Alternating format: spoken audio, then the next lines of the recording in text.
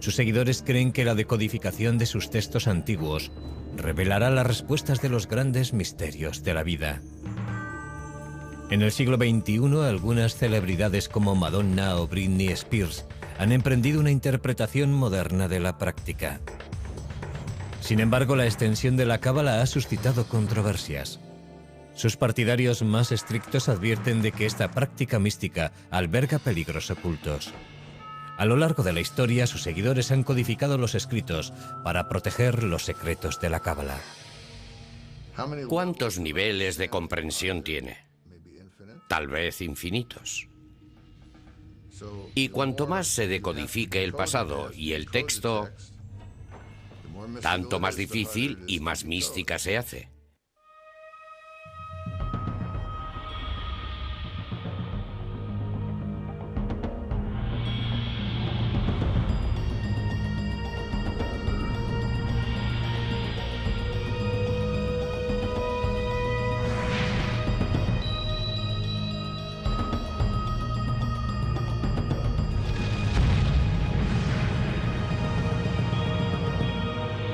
Descifrando la historia. Los secretos de la cábala. En Babilonia, a principios del siglo VI a.C., un joven israelita llamado Ezequiel tuvo una visión.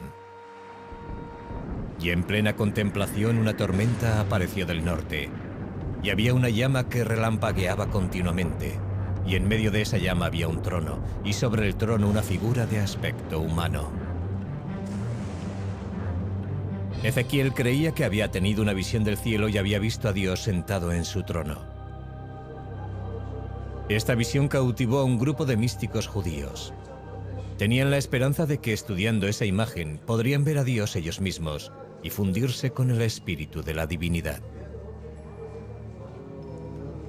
Los judíos que persiguen una experiencia mística intentan recrear la experiencia de Ezequiel, y aquello se convirtió en el modelo de la mística judía hasta la aparición de la cábala.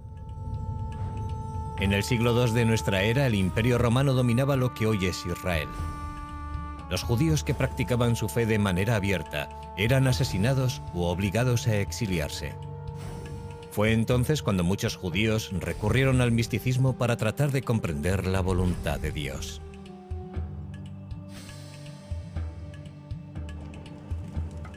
El rabino Simón Bar Yochai fue uno de aquellos hombres que buscaban respuestas. El rabino Simón fue un gran defensor del pueblo de Israel y enseñaba que aquel tenía una intimidad especial con Dios. Tras verter comentarios críticos de los romanos, fue condenado a muerte y tuvo que exiliarse. Según los textos judíos, Bar Yochai se escondió de los romanos durante 13 años en esta cueva de Pekín, en Israel. Aquí meditó sobre Dios y el universo, utilizando la Torá, las escrituras hebreas, como guía. Sus métodos únicos y su práctica devota le convirtieron en una de las figuras clave de la historia de la cábala. Como Bar Yochai, otros pequeños grupos de místicos judíos empezaron a tratar de alcanzar una mayor comprensión de Dios. Como Dios no iba a ellos, decidieron ir ellos hacia Dios. Buscaban algún tipo de experiencia de la divinidad. Usaron ciertas técnicas de meditación que los llevaban a una especie de trance hipnótico. Sus actividades se mantienen ocultas. Los místicos advierten de que esta práctica puede ser muy peligrosa para la gente corriente.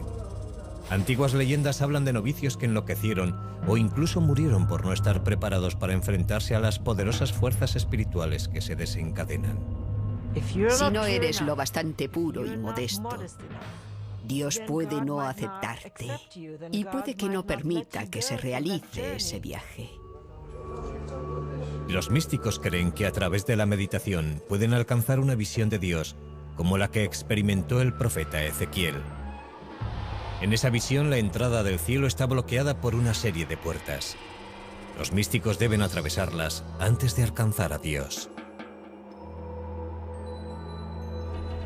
Las entradas están guardadas por ángeles amenazadores que no permiten que los indignos entren en el cielo.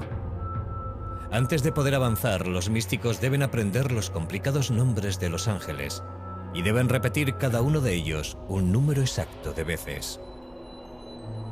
Los místicos llevaban amuletos que los protegían del poder de los ángeles. Y si atravesaban todas las puertas y llegaban al salón del trono, podrían tener la visión. Aprenderían todos los secretos. Los místicos afirman que esos secretos les ayudan a comprender los pensamientos de Dios. Más o menos en la misma época, místicos desconocidos plasmaron un concepto asombroso en un libro que tuvo una gran influencia. El texto es el libro de la creación o Sefer Yetzirah, que describe cómo Dios hizo el mundo utilizando las 22 letras del alfabeto hebreo. Dios habló y dijo, hágase la luz. De modo que está claro que las palabras de Dios fueron el agente de la creación. Pero, ¿en qué lengua habló Dios? Habló en hebreo, por supuesto. Así que las 22 letras del alfabeto hebreo fueron el alfabeto de la creación.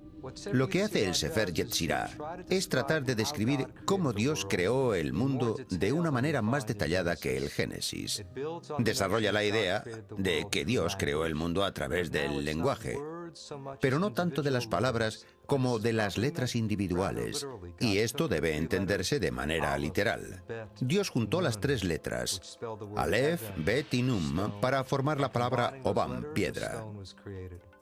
De la combinación de esas 3 letras se creó la piedra, y Dios obró de manera similar con todos los objetos del universo, que creó combinando letras y números. Los rabinos creían que las enseñanzas del Sefer Yetzirah eran demasiado poderosas como para que las experimentara la gente corriente, y los detalles del libro se mantuvieron ocultos. Estas revelaciones místicas se transmitieron de forma clandestina durante cientos de años. En el siglo XI, los cruzados emprendieron una nueva oleada de persecución contra los judíos, cuando los ejércitos cristianos intentaban arrebatar Tierra Santa a los árabes. Huyendo de la tortura y la muerte, los judíos se desperdigaron por Europa y el Próximo Oriente, llevando sus tradiciones secretas a sus nuevos lugares de asentamiento. Para el siglo XIII, las enseñanzas místicas se habían extendido en las comunidades judías de lo que hoy son Alemania, Francia y España. El término cábala, que significa recepción en hebreo, se empezó a extender para describir esa práctica. Estamos hablando de un pequeño grupo de profesores y rabinos judíos, personas dedicadas a la vida espiritual, que estaban reuniendo las tradiciones primitivas, desarrollando técnicas de meditación y recreando la imagen de Dios de una manera muy asombrosa.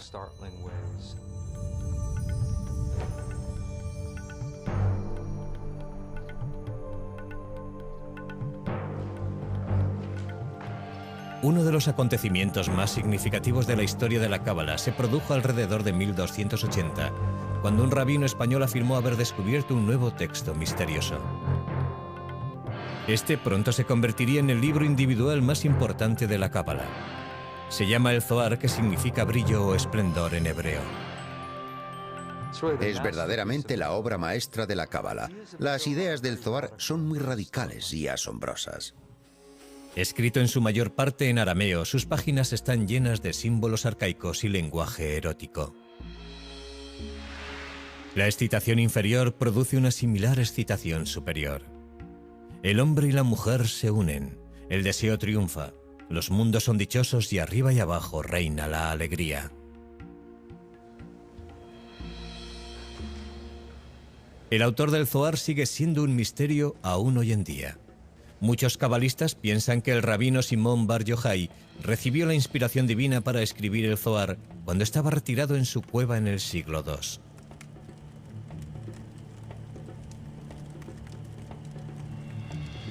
Otros sospechan que el manuscrito fue escrito 1000 años después, probablemente por un cabalista hispánico o por un grupo de varios rabinos.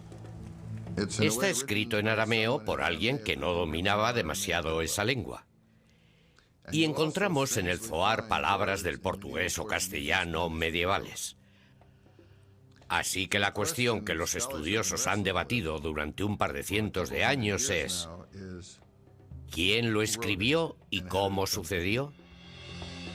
Pero el mayor misterio del Zohar se encuentra en el interior de su texto místico. Hay que trabajar mucho para descifrarlo. Y por eso resulta atractivo, porque este hermoso juego te hace participar, mostrando y escondiendo. La decodificación de estos complicados pasajes promete una mayor comprensión de Dios y de su relación con los humanos. El Zohar ve la Biblia en realidad como un código secreto. Cada acontecimiento del Zohar, cada pieza narrativa, cada ley bíblica, nos dice algo no solo de lo que sucede en la tierra, sino también de la naturaleza interna de Dios. Los cabalistas creen que si pueden descifrar el Zohar con éxito, podrán desentrañar los misterios del cielo y la tierra.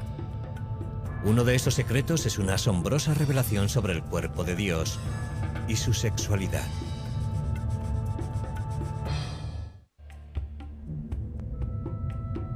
Para el siglo XIII la cábala se había extendido por toda Europa y el cercano Oriente.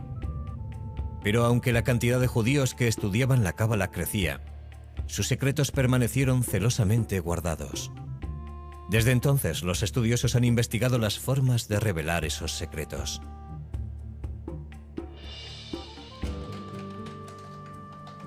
En Berkeley, California, Daniel Matt trabaja rodeado de estas copias del Zohar, el manuscrito más misterioso y reverenciado de la cábala. Su estantería está llena de versiones y comentarios en arameo, hebreo, inglés y francés, procedentes de bibliotecas de todo el mundo. Espera poder completar la primera traducción inglesa del Zohar basada en los textos originales en arameo. Este ambicioso trabajo es el más reciente intento de comprender un libro que ha desconcertado a los eruditos durante más de 700 años. Yo no quiero arruinar el misterio de las cualidades extrañamente crípticas del Zohar, pero estoy intentando hacerlo accesible al lector contemporáneo. El Zohar es posiblemente el texto judío más difícil de traducir. La mayoría de sus alrededor de 2000 páginas están en arameo, una lengua antigua que debió de utilizarse para complicar aún más el proceso de decodificación. En la superficie, el Zohar es una novela que sigue al rabino Simón Bar Yochai y un grupo de rabinos en un recorrido por lo que hoy es Israel.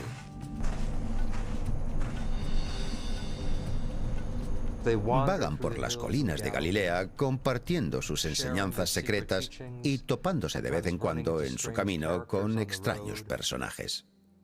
Los cabalistas creen que la historia esconde pistas que pueden explicar los significados de la Torá, las escrituras hebreas. Repasando el libro del Génesis pueden encontrarse varios ejemplos. Aquí el Zohar le da la vuelta al relato tradicional de que Dios expulsó a Adán y Eva del jardín del Edén. La interpretación del Zohar expresa una creencia revolucionaria, que los humanos pueden dirigir a Dios. El Zohar plantea una cuestión muy radical, la de quién echó a quién del paraíso. Y el Zohar enseña realmente que fue Adán quien expulsó a Dios del jardín. Es como si aún viviéramos en él, pero no nos damos cuenta porque hemos expulsado a Dios. Hemos perdido el contacto con la dimensión espiritual y nuestro reto es recuperar esa conciencia, esa intimidad con la divinidad. Cuanto más ahondan los cabalistas en el Zohar, más crípticas se hacen sus palabras. Tiene un sistema simbólico muy rico. Es un medio deliberado de mantener el Zohar al alcance solamente de las élites. Sus autores probablemente pensaron que solo aquellos que eran suficientemente espirituales podrían descifrarlo. El principal código simbólico del Zohar es el de los 10 aspectos de la personalidad de Dios, los 10 Sefirot. Una interpretación muy popular muestra estas características como un mapa del cuerpo de Dios. Los cabalistas creen que si pueden entender la anatomía de Dios, pueden aprender cómo funcionan sus poderes. Estos dibujos antiguos muestran que el cuerpo de Dios es similar al de los humanos. La parte superior simboliza la cabeza de Dios, que es el origen de la voluntad, la sabiduría y la comprensión. Debajo encontramos los órganos y extremidades, distribuidos simétricamente y que representan el amor, el poder, la belleza, la eternidad y el esplendor. La parte más inusitada del diagrama contiene imágenes de sensualidad. La novena parte de Dios, llamada el fundamento, el falo o la fuerza vital de procreación del universo. Pero según las Sefirot, Dios también tiene componentes femeninos. El elemento final, que suele recibir el nombre de Seyina, representa a la mitad femenina de Dios. Esta imagen ponía en cuestión la antigua visión de un Dios estrictamente masculino.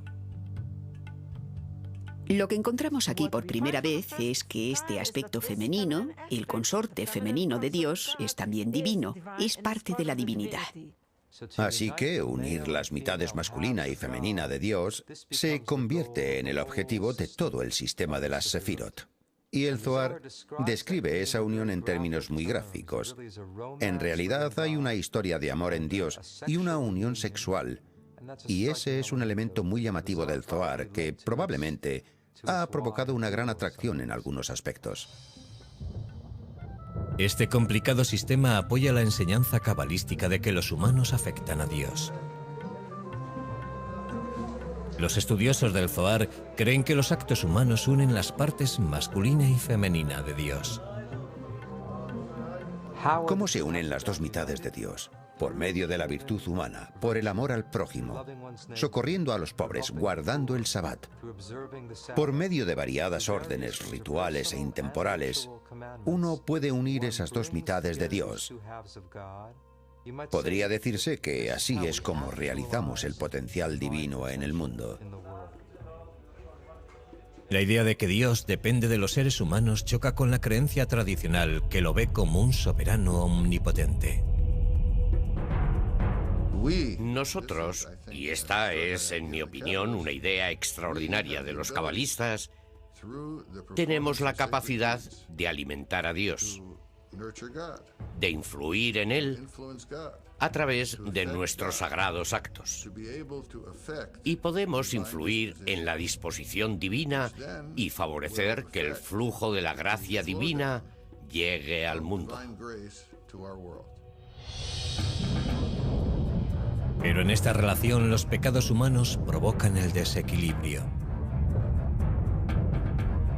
En este caso, las fechorías humanas, las conductas poco éticas y las maldades de los hombres aumentan el mal cósmico y, de alguna manera, arruinan la armonía de Dios y estimulan el crecimiento del mal en el universo. Otra idea revolucionaria que encierra el Zohar es que incluso un insignificante verso de las Sagradas Escrituras puede revelar cómo piensa y actúa Dios. En el Zohar se lee la Biblia, no solo como una historia sobre los seres humanos, qué es lo que les sucede a estos, sino también como en un nivel místico, como la expresión de lo que sucede en la vida interior de Dios. Según el Zohar, los personajes humanos son metáforas de los pensamientos y las acciones de Dios. La cualidad del amor desinteresado, por ejemplo, se asoció a Abraham en la Biblia. De modo que todas las referencias a las acciones de Abraham deben verse como referencias al papel del amor desinteresado en el mundo. El Zohar también estudia los acontecimientos bíblicos en busca de significados El ocultos. diluvio, según la Cábala, se está produciendo ahora. Si aún no sabes que el diluvio se está produciendo, es que te estás ahogando y no lo sabes. Y otros varios símbolos de caos y destrucción de la Biblia son vistos por los cabalistas no como cosas pasadas, sino como acontecimientos que se están dando ahora.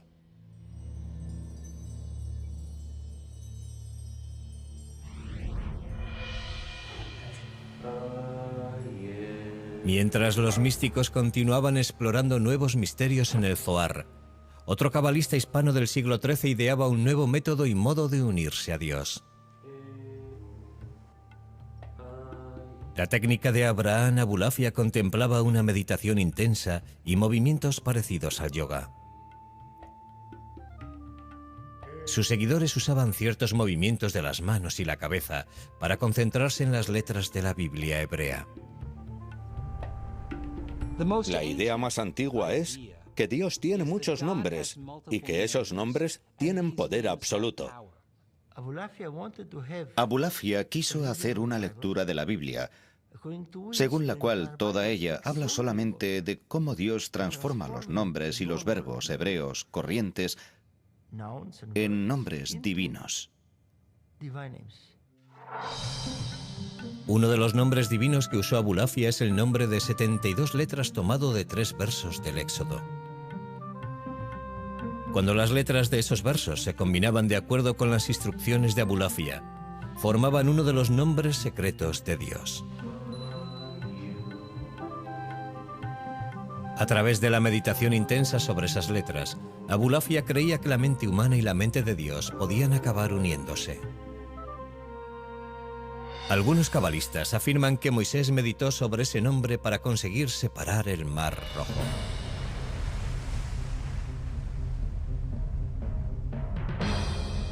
En la época de mayor poder de la Inquisición española, los reyes Isabel y Fernando declararon que todos los judíos debían convertirse al cristianismo o serían expulsados. A lo largo de 1492, más de 100.000 judíos tuvieron que salir de España. Una vez más, la persecución religiosa favoreció la expansión de las enseñanzas de la Cábala. Un siglo después, muchos cabalistas usarían sus técnicas para atraer la llegada del Mesías prometido.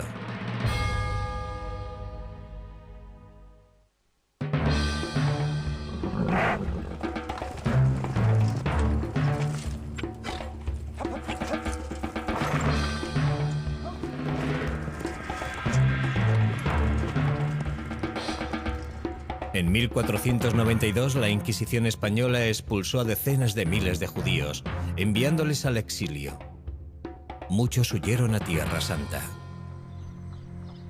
A 140 kilómetros al norte de Jerusalén, en la región de Galilea, místicos judíos conocidos como cabalistas se establecieron en la ciudad de Safed. Unos cuantos cabalistas se dirigieron a Galilea, en parte atraídos por el rabino Simón Bar Yochai, el héroe del Zohar que había recorrido la región. Hoy en día las polvorientas y zigzagueantes calles de Safed están ocupadas por artistas y flanqueadas por galerías. Hace 5 siglos, sin embargo, los cabalistas creían que el Mesías recorrería algún día estas mismas calles. En una de las escrituras se dice que cuando el Mesías venga a Jerusalén, aparecerá en primer lugar en Galilea, de modo que querían ser los primeros en verlo. El texto místico conocido como el Zohar enseña que el buen comportamiento aumenta los poderes de Dios sobre la tierra.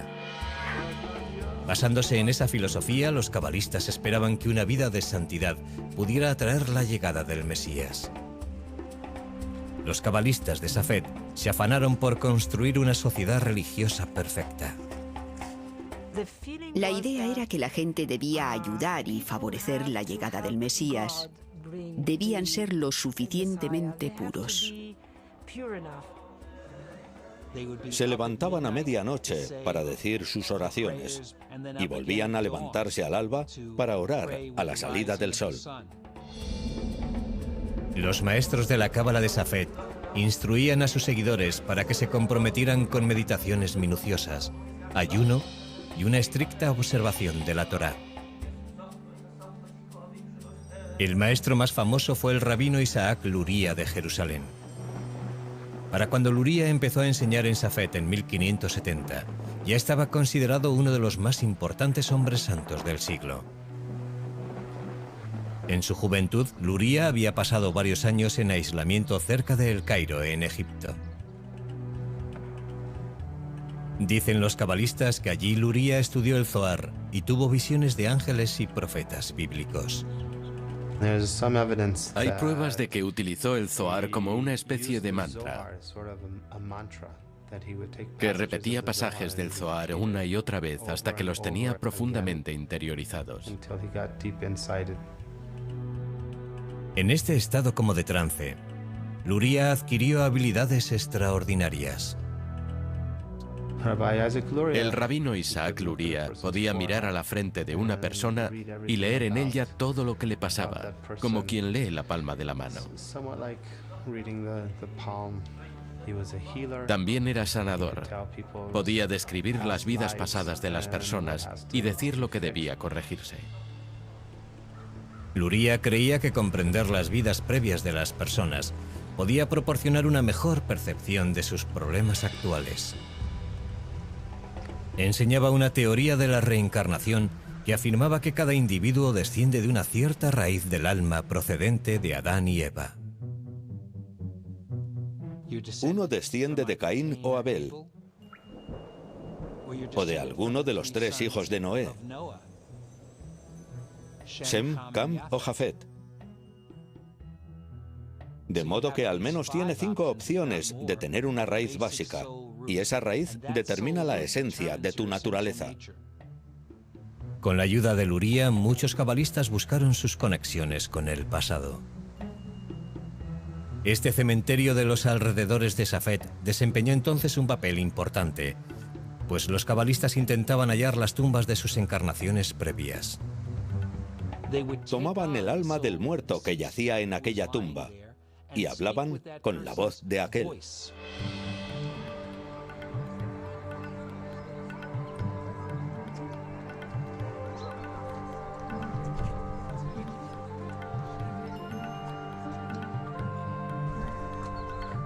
Los rituales funerarios y las peregrinaciones continúan aún hoy en día en los alrededores de Safed. Aquí los adeptos se reúnen en la tumba del rabino Simón Bar Yochai. Algunos practican las enseñanzas de Luria. Una de las mayores contribuciones de Luria a la Cábala fue un nuevo concepto de creación. El mundo solo existe porque Dios necesita a alguien con quien relacionarse. Lo que implica que Dios tiene necesidad de amor y de relación. Luria enseñaba que el primer acto no fue una creación, sino en realidad una retirada. Podría decirse que Dios se retiró en todas direcciones de un punto central, creando una especie de vacío, un punto vacío dentro de Dios. Según Luria, ese vacío dio espacio a Dios para crear el mundo. Dios colocó recipientes en el vacío y comenzó a llenarlos con luz divina, rompiendo después en pedazos algunos de ellos. En este caso, la creación del mundo y la catástrofe están unidas. No puede haber creatividad sin que haya destrucción al mismo tiempo. Luria explicaba que las chispas de los recipientes hechos añicos cayeron a la tierra. Todas las cosas que Dios creó contenían una de estas chispas divinas. Según Luria, los humanos pueden hacer que estos fragmentos de espíritu divino se vuelvan a reunir con Dios a través de las buenas obras. Nuestras obras pueden reparar el mundo superior, y cuando todas esas chispas estén restauradas, uno obtiene la redención mesiánica. En 1572, cuando Isaac Luria murió de una peste, muchos cabalistas temieron que su muerte fuera un castigo por haber revelado secretos prohibidos. Fue un revés para las expectativas de redención. Desde entonces, Safed languideció hasta finales de siglo.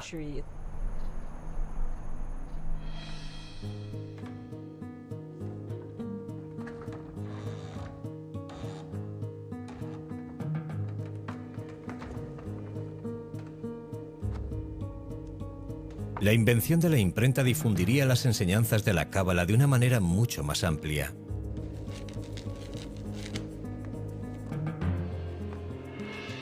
Para la época de la muerte de Luria, ya había a disposición del público muchas copias del Zohar y de diferentes manuscritos de Safed. La Cábala parecía haber salido por fin de su refugio oculto. Para el siglo XVI, las ideas místicas de la Cábala habían alcanzado la mayor parte del mundo judío. Los seguidores la practicaban en toda Europa, el norte de África y el Próximo Oriente. En el siglo siguiente, la Cábala se extendería como un reguero de pólvora, Pero en las manos equivocadas, sus enseñanzas tendrían consecuencias desastrosas.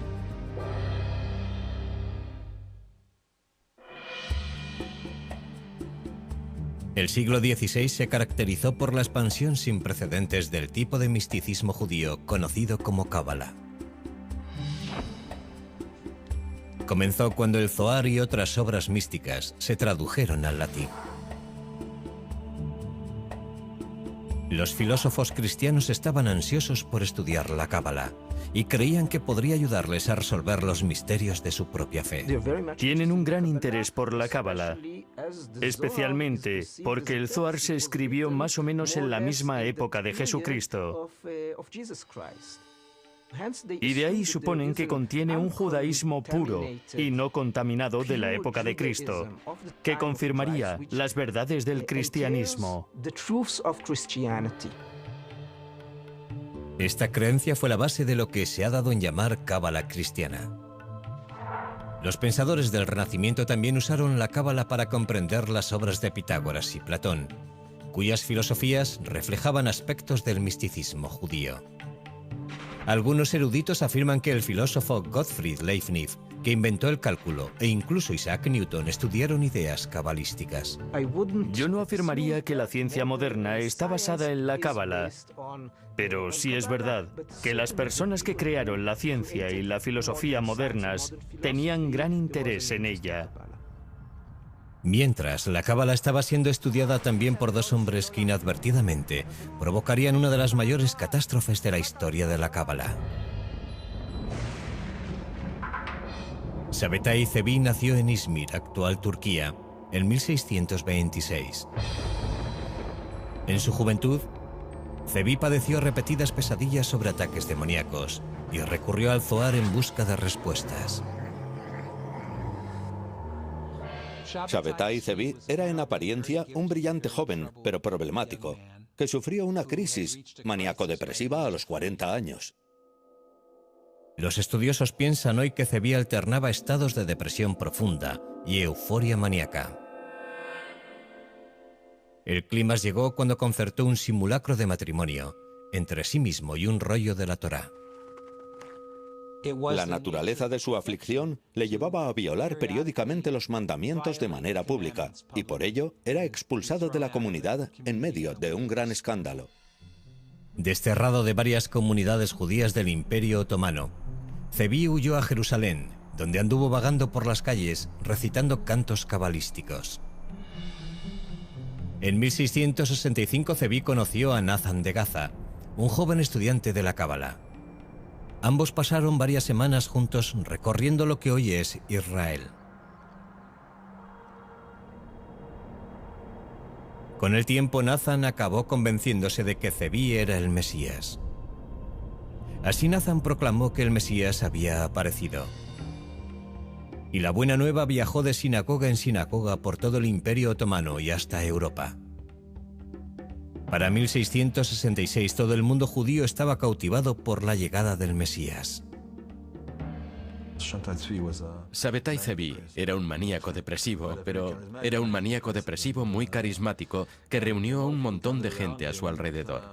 Otras personas pensaron que el tiempo había madurado y que aquello debía de ser lo que estaban esperando.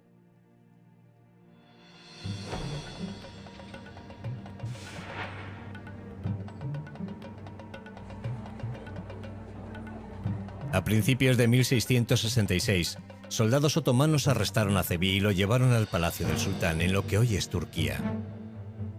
El sultán lo condenó a muerte por haber causado un tumulto popular.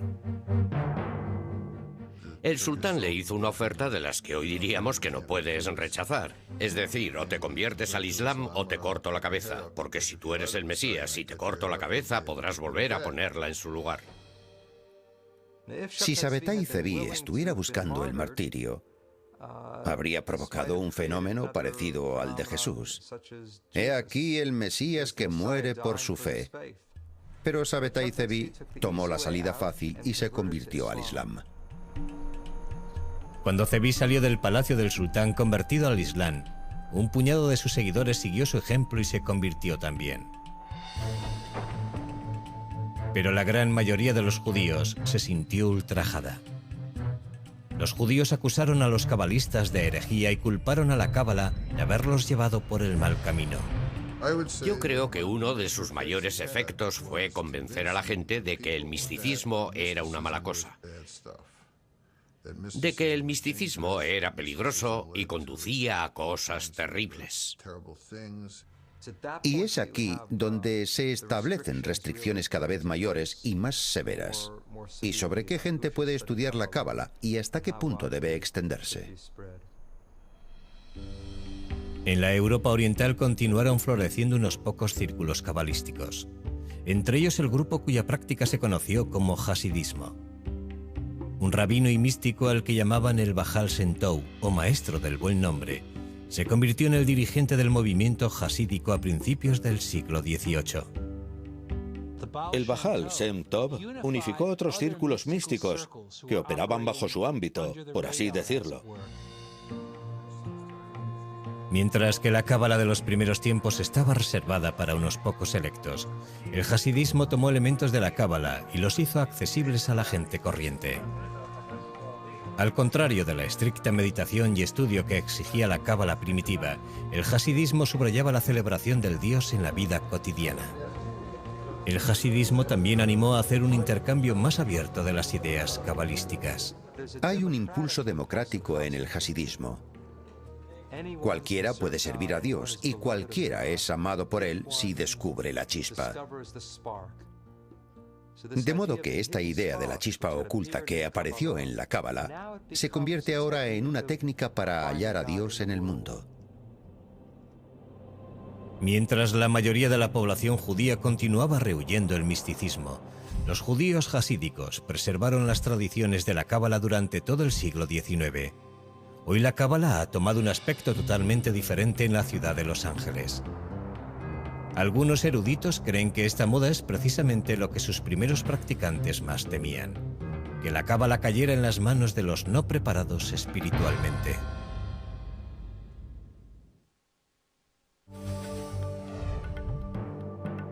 La cábala consiguió una gran popularidad por primera vez a finales del siglo XVII. Pero cuando la práctica mística se relacionó con un falso mesías, los cabalistas de Europa y el Próximo Oriente empezaron a ser rehuidos por todos. En los siguientes 250 años, la cábala permaneció en las sombras de la vida judía. En la década de 1930, un historiador alemán llamado Gerson Sollen redescubrió las enseñanzas del misticismo judío. Se pasó muchos años viajando por las bibliotecas de Europa y catalogando y leyendo estos manuscritos, algunos de los cuales no se habían siquiera abierto en décadas e incluso en siglos. Podría decirse que hizo que este material fuera accesible al mundo occidental. Cuando el Tercer Reich de Hitler extendió el terror por toda Europa, los judíos se encontraron tratando de entender la persecución, tortura y muerte a la que su gente tenía que enfrentarse. La creencia de la cábala de que las malas obras pueden hacer desequilibrar el universo quedó trágicamente confirmada por el Holocausto. Con 6 millones de judíos muertos, el mundo había alcanzado una de sus horas más oscuras.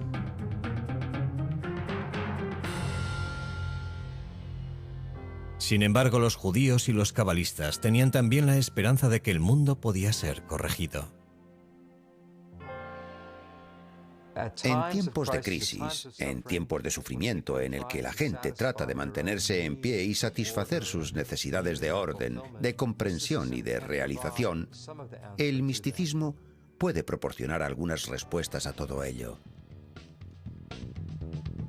En la década de 1960, la contracultura norteamericana exploró nuevos modos de acercamiento a la religión.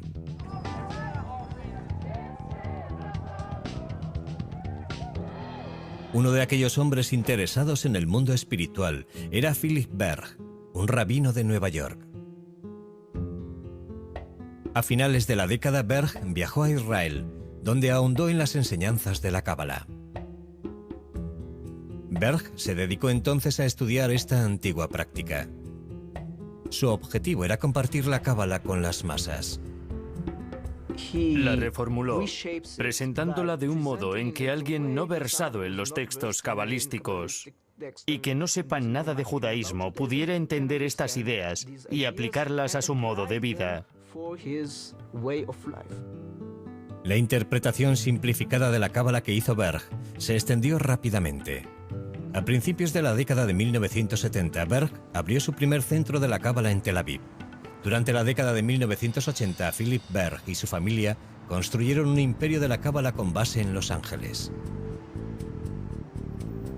Hoy en día, lo que se conoce como el Centro de la Cábala tiene varios millones de seguidores en casi 100 ciudades, lo que le convierte en la mayor organización cabalística del mundo. Aquí, en la sede central de Los Ángeles, la cábala ha atraído la atención de famosos que buscan una dimensión espiritual a sus vidas.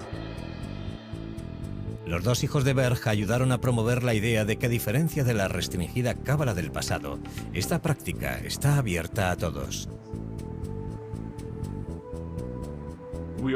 Nosotros ofrecemos la cábala a todo el mundo, sin limitaciones de raza, sexo, religión ni de ningún tipo. Estamos entusiasmados por la posibilidad de ofrecer esta sabiduría que ha estado oculta a las masas, haciéndola accesible, comprensible y práctica. Abriendo sus puertas a todos, el Centro de la Cábala ha despertado durísimas críticas. Ahora tenemos a todas esas estrellas de Hollywood subiéndose al carro de la cábala, pero muchas de ellas ni siquiera son judías ni observan la ley judía. Y dudo de que estén estudiando la verdadera cábala.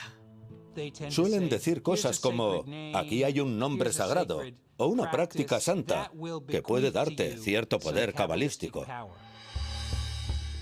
El Centro de la Cábala hace hincapié en antiguas prácticas como la meditación sobre los 72 nombres de Dios y organiza peregrinaciones a los lugares cabalísticos de Israel, como la que Madonna hizo en 2004.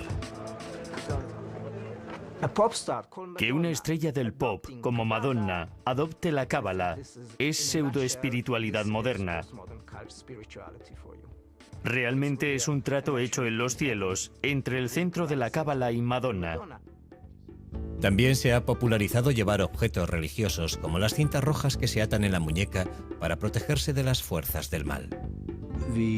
La cábala práctica, el mundo de los amuletos y todo eso, es un aspecto que la gente puede tocar. Se puede leer y sentir que es algo físico y concreto. Pero son cosas que la cábala teórica apenas toca y de las que no se ocupa.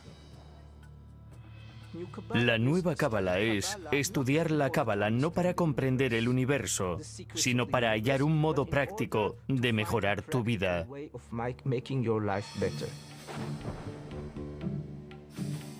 La decodificación de la cábala ha sido un viaje místico muy complejo durante miles de años. Y la búsqueda del control de sus secretos sigue hoy en día. Creo que hay una lucha por la posesión del conocimiento cabalístico, por ver quién está en posición de interpretarla y explicar su valor y significado al mundo moderno.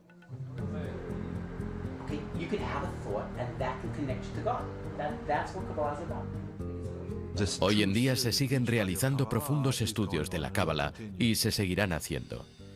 Yo estoy seguro de que muchos de esos otros que no son sinceros acabarán pasando antes o después. Muchos seguidores dicen que incluso con una dedicación absoluta es imposible descubrir todos los significados ocultos de la cábala. Hay tantos estratos y niveles en la cábala que podría llevarte toda la vida y aún así no podrías terminar de aprender todo su universo. Esta sabiduría mística antigua seguirá sin duda revelando nuevos misterios al mundo moderno. La gente buscará nuevas técnicas y significados y caminos para hacer más espirituales sus vidas. De modo que mientras exista la humanidad, existirá el misticismo. Es algo muy antiguo y muy cercano y contemporáneo al mismo tiempo. Y pienso que lo que hace tan fascinante a la cábala es que es al mismo tiempo nuevo y antiguo. Nos preguntamos por qué estamos en el mundo y cuál es la naturaleza de Dios. Y la Cábala trata de responder a esas preguntas.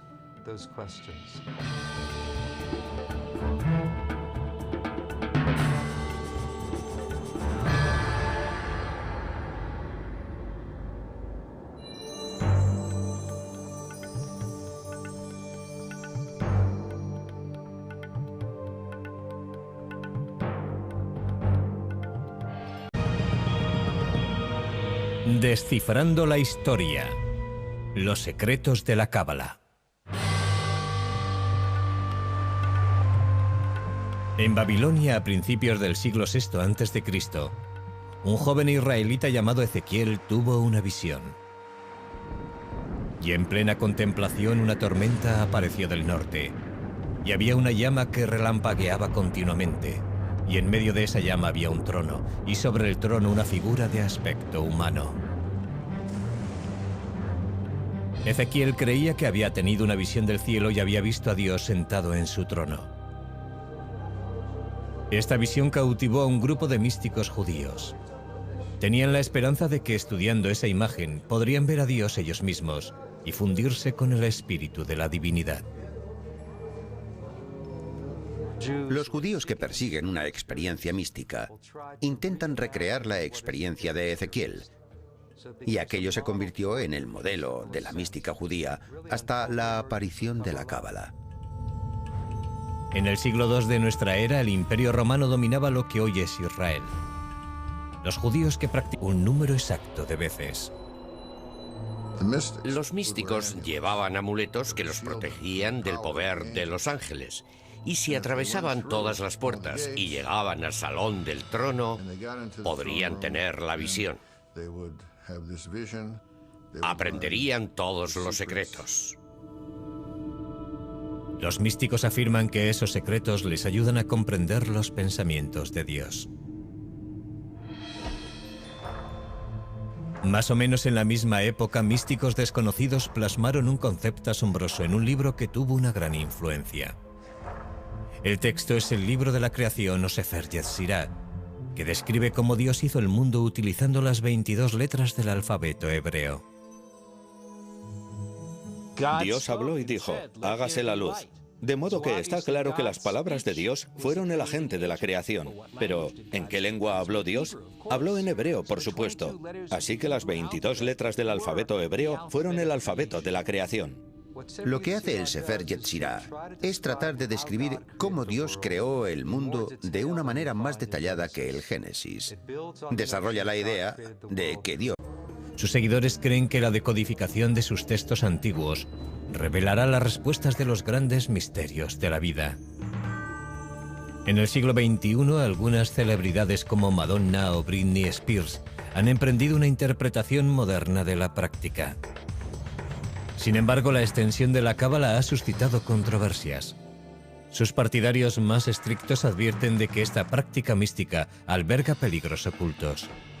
A lo largo de la historia, sus seguidores han codificado los escritos para proteger los secretos de la Cábala. ¿Cuántos niveles de comprensión tiene? Tal vez infinitos. Y cuanto más se decodifique el pasado y el texto, tanto más difícil y más mística se hace.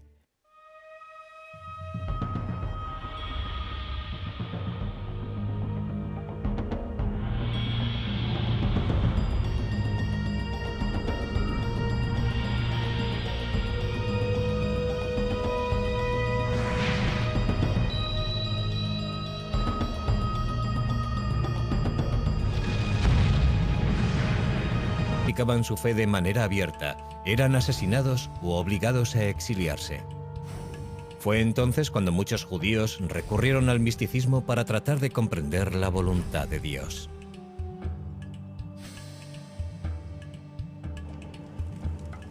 El rabino Simón Bar Yochai fue uno de aquellos hombres que buscaban respuestas. El rabino Simón fue un gran defensor del pueblo de Israel y enseñaba que aquel tenía una intimidad especial con Dios. Tras verter comentarios críticos de los romanos, fue condenado a muerte y tuvo que exiliarse. Según los textos judíos, Bar Yochai se escondió de los romanos durante 13 años en esta cueva de Pekín, en Israel. Aquí meditó sobre Dios y el universo, utilizando la Torá, las escrituras hebreas, como guía. Sus métodos únicos y su práctica devota le convirtieron en una de las figuras clave de la historia de la Cábala. Como Bar Yochai, otros pequeños grupos de místicos judíos empezaron a tratar de alcanzar una mayor comprensión de Dios. Como Dios no iba a ellos, decidieron ir ellos hacia Dios. Buscaban algún tipo de experiencia de la divinidad. Usaron ciertas técnicas de meditación que los llevaban a una especie de trance hipnótico. Sus actividades se mantienen ocultas. Los místicos advierten de que esta práctica puede ser muy peligrosa para la gente corriente. Antiguas leyendas hablan de novicios que enloquecieron o incluso murieron por no estar preparados para enfrentarse a las poderosas fuerzas espirituales que se desencadenan. Si no eres lo bastante puro y modesto, Dios puede no aceptarte y puede que no permita que se realice ese viaje.